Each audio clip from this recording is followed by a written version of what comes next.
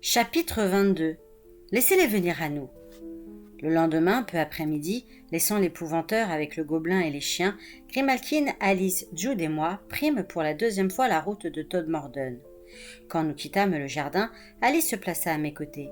« Tiens, dit-elle, c'est pour le vieux Grégory, je l'ai rédigé moi-même. » Avec un sourire, elle me tendit un volume dont je déchiffrai le titre « Les secrets des conventus de Pendle ». J'y révèle les secrets les plus noirs, connus des seules sorcières.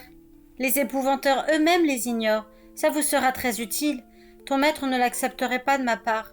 Si c'est toi qui le lui remets, il lui accordera peut-être une place dans sa nouvelle bibliothèque. Merci, Alice, dis-je en le rangeant dans mon sac.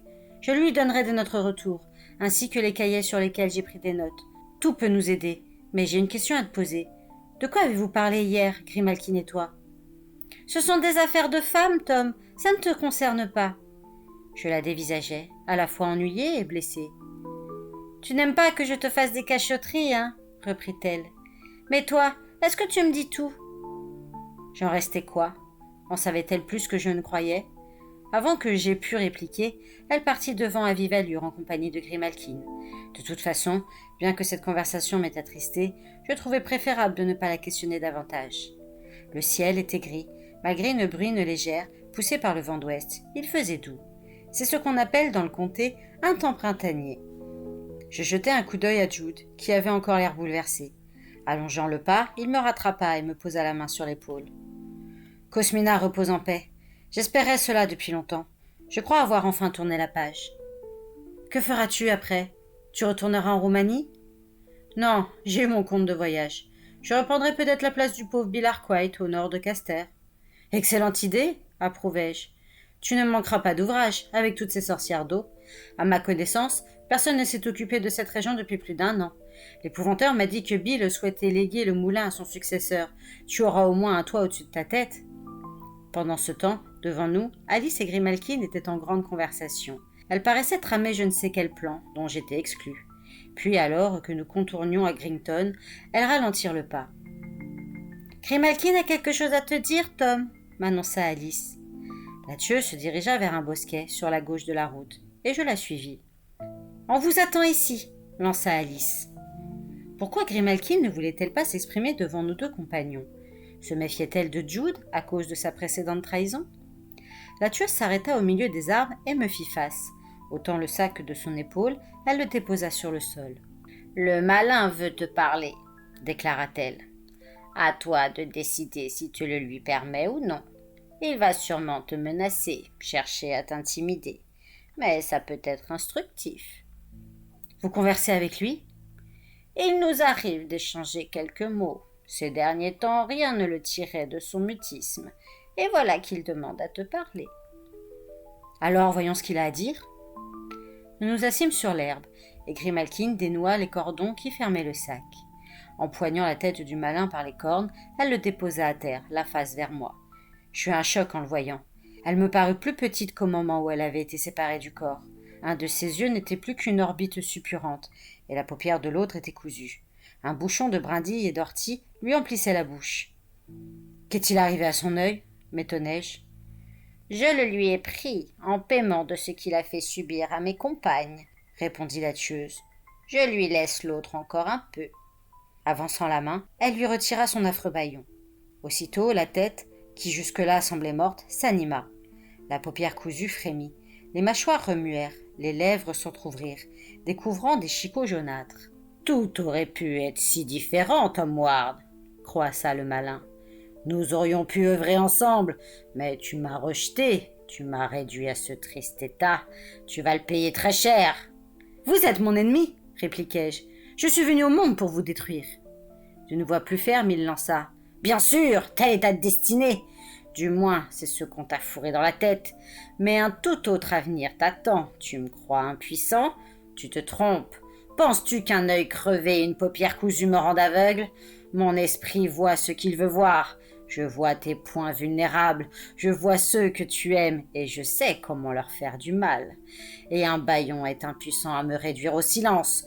Je parle sans cesse à ceux qui me servent et ils sont aussi nombreux que les étoiles. Ils sont prêts à tout pour moi. Abat-en un autre se lèvera pour te combattre. Tu finiras par rencontrer ton égal, et plus tôt que tu ne l'imagines. Du mot creux, du vent, siffla Grimalkin, en saisissant la tête par les cornes. Vous verrez, cria le malin. Tu es un 7e fils, et tu as 6 frères. Aujourd'hui même, l'un d'eux mourra entre les mains de mes serviteurs, et il sera le premier à souffrir, et avant peu tu seras le dernier des fils de ta mère. Je me relevai, vacillant d'angoisse à l'idée des menaces qui pesaient sur mes frères, tandis que Grimalkin bâillonnait la bouche hideuse et fourrait la tête dans le sac. « Ne te laisse pas impressionner, me dit-elle. J'ai eu tort de te confronter à ça. On n'a rien appris de plus. Il aurait pu envoyer ses sbires contre ta famille à n'importe quel moment. Il fanfaronne pour te déstabiliser et détourner ton attention de la tâche à accomplir. » J'acquiesçai. À notre retour d'Irlande 3 semaines plus tôt, j'avais envoyé une lettre à la ferme, demandant des nouvelles de mon frère aîné Jack, de sa femme Ellie et de leur petite fille. Je m'étais également enquis de mon frère James, qui vivait avec eux et travaillait comme forgeron. La réponse m'avait rassuré. Tout allait bien. À part la perte de quelques bêtes de bétail, la guerre les avait épargnés. Seulement, nous étions bien loin de la ferme à présent, et mes autres frères étaient dispersés à travers le comté. Il ne me restait qu'à mettre mes inquiétudes de côté. Nous rejoignîmes Alice et Jude. Je leur rapportai les menaces du malin. Jude me témoigna sa sympathie, et Alice me pressa la main. Aucun de nous n'y pouvait rien. « Où pensez-vous établir votre base ?» s'enquit Grimalkin. « Je propose qu'on s'installe à l'ouest de Todmorden, à l'écart de la ville, » dit Jude. « De là, on agira sans trop attirer l'attention. »« Attirer l'attention, c'est ce que nous voulons, au contraire !» s'exclama la tueuse avec fougue. « Restons plutôt à l'auberge, attirons-les à nous, et dès qu'on aura réduit leur nombre, on nettoiera ce nid de rats. »« Ce serait trop risqué !» protesta Jude. « En gardant nos distances, on en tuerait pas mal avant même qu'ils aient détecté notre présence. »« Oui, et on sauverait quelques personnes, » concéda Grimalkin. « Mais l'attaque ne tarderait pas, on serait vite repérés. Mieux vaut choisir nous-mêmes le lieu de l'affrontement. Ils abandonneront leur quête d'autres victimes pour récupérer ça. » Elle brandit le sac de cuir avant de reprendre. « Ils viendront le chercher et ils mourront. La lutte qui s'annonce n'en est qu'une de plus parmi toutes celles que nous avons menées contre les serviteurs de l'obscur. Je veux en finir pour entreprendre notre tâche essentielle, détruire le malin. Et toi, Tom Ward, qu'en dis-tu » Je regardai Jude en haussant les épaules. « Désolée, mais je suis d'accord avec Grimalkin. »« Moi aussi, » déclara Alice. « Eh bien, » fit Jude en souriant, « je m'incline devant la majorité. Que la bataille commence. » Nous marchâmes encore quelques heures. Les nuages s'étaient dispersés et la nuit promettait d'être belle. Au coucher du soleil, nous dressâmes notre campement en bordure de chemin. Alice attrapa 3 lapins qui rôtirent bientôt sur une broche au-dessus du feu en dégageant un fumet appétissant. Tout à coup, de sourds roulements de tambours s'élevèrent au loin. Ils se rapprochaient et on distingua bientôt le son d'un fivre. Les soldats de Burnley marchaient vers Todmorden. Quand il fut clair qu'ils venaient par ce chemin, Alice et Grimalkin se dissimulèrent sous les arbres. Il y avait eu autrefois des accrochages entre la troupe et les sorcières de Pendle, et certains hommes auraient pu identifier Grimalkin. « Je n'ai jamais compris pourquoi ils portent des vestes de cette couleur, » s'exclama Jude. « Les épouvanteurs s'habillent en brun pour se fondre facilement dans le décor.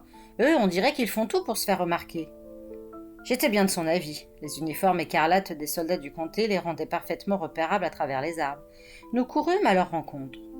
Ils étaient une 30aine de fantassins, menés par un officier à cheval, un homme corpulent à la figure rougeaude. Son apparence avait quelque chose de familier. Je le reconnus soudain à sa moustache noire. C'était le capitaine O'Rourke, qui avait mené le siège de la tour Malkin. J'avais alors été son prisonnier, faussement accusé du meurtre du père Stock. Se souviendrait-il de moi ? La guerre l'avait éloigné, et après mon évasion, il m'avait sans doute oublié. D'ailleurs, j'étais plus âgé maintenant, j'avais grandi. Quand il nous vit, le capitaine leva le bras, et la colonne fit halte. Le fifre et le tambour se turent. Seul le souffle du cheval emplit le silence. Je baissai la tête, évitant le regard du capitaine. « On s'est déjà rencontrés ?» fit-il. Mon cœur rata un battement, et je faillis prendre la fuite. La sorcière Vurmal, qui avait tué le prêtre, était morte, à présent, et rien ne prouvait mon innocence.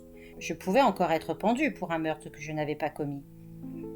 « Oui, je suis Jude Briscoe. Je suis venu rapporter à votre commandant ce qui se passait à Todmorden. » Comprenant ma méprise, je lâchai un soupir de soulagement. « Et nous voilà embarqués dans cette partie de chasse, » reprit le capitaine d'une voix caustique. Vous, les épouvanteurs, prenez l'argent des pauvres gens crédules pour combattre de supposées forces obscures.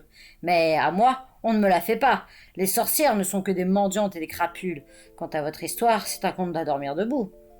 Il éclata d'un rire sonore, puis il poursuivit. J'ai des ordres, je vais donc enquêter.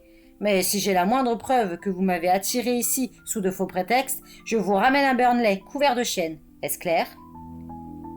Des gens ont été tués, capitaine, reprit Jude avec calme. Et vous trouverez les assassins bien installés de l'autre côté du fleuve, comme je l'ai expliqué. Je vous conseille de dresser votre campement pour la nuit et de traverser qu'à l'aube. C'est aux heures nocturnes que nos ennemis sont les plus dangereux. Je ne nie pas qu'il y ait eu des morts, et si nous mettons la main sur des coupables, justice sera faite. Mais épargnez-moi vos inepties. J'ai fait la guerre, j'ai vu quantité de cadavres et des scènes de carnage qui me hanteront jusqu'à mon dernier jour. À côté de ça, ce qui nous attend à Todmorden, c'est de la broutille.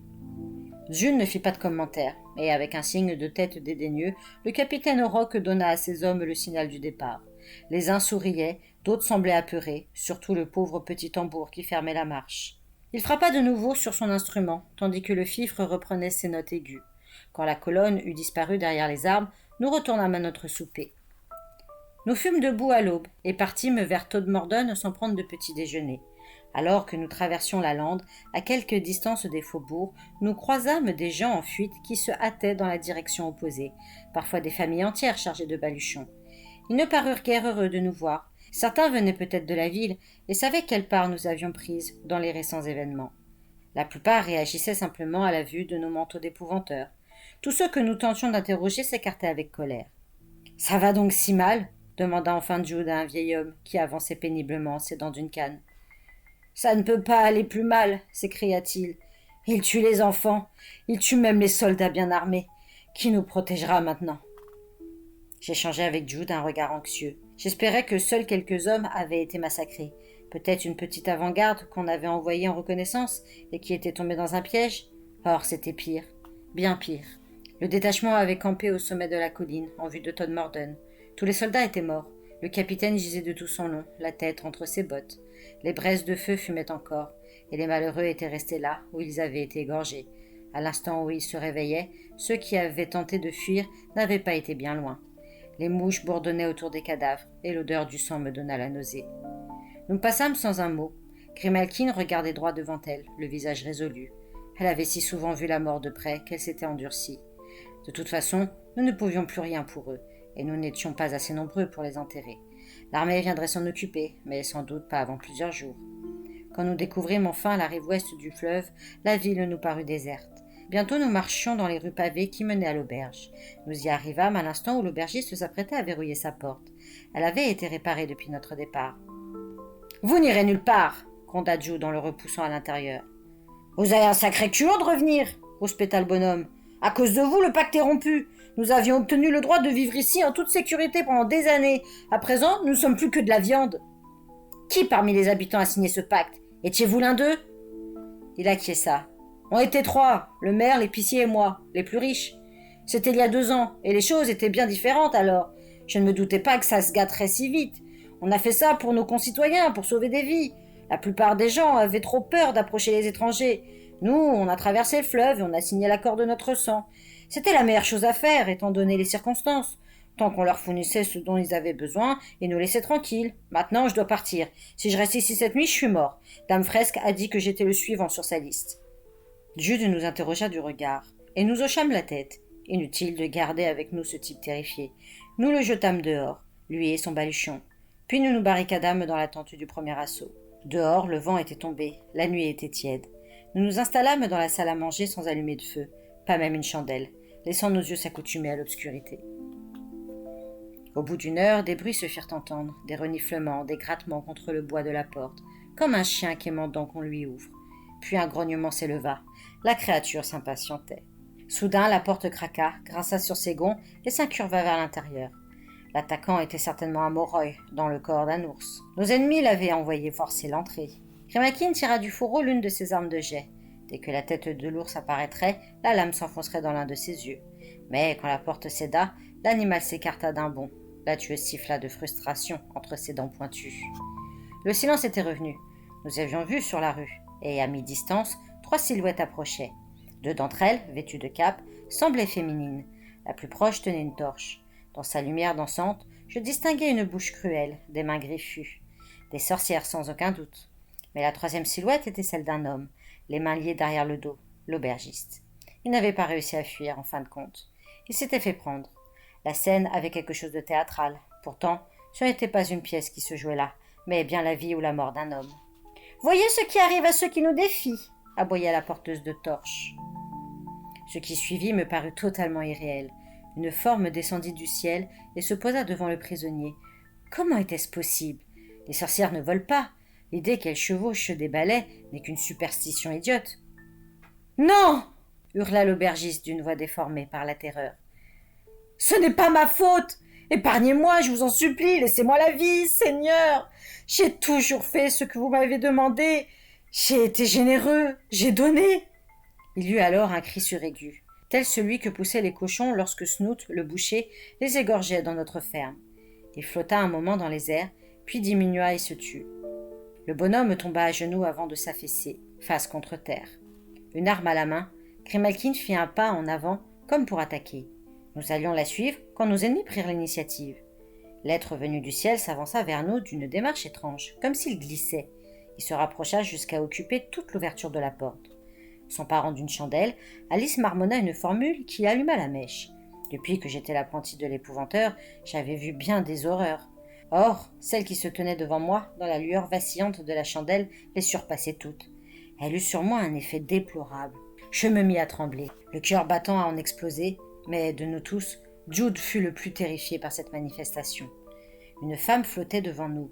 Elle semblait nue, mais le plus effrayant était son espèce de transparence. La flamme de la chandelle éclairait ce qu'il y avait derrière elle. Sa forme était changeante, car elle ne possédait ni chair ni os, mais elle était remplie, le mot gonflé conviendrait mieux, de sang. 2 traces blêmes marquaient son enveloppe de peau, une cicatrice horizontale autour du cou, là où la tête était rattachée au corps, et des marques de couture à l'emplacement du cœur. C'était la peau de Cosmina. La bouche remua, et il en sortit un grondement sourd masculin. « Je suis Siskoy, le seigneur du sang, le buveur d'âme.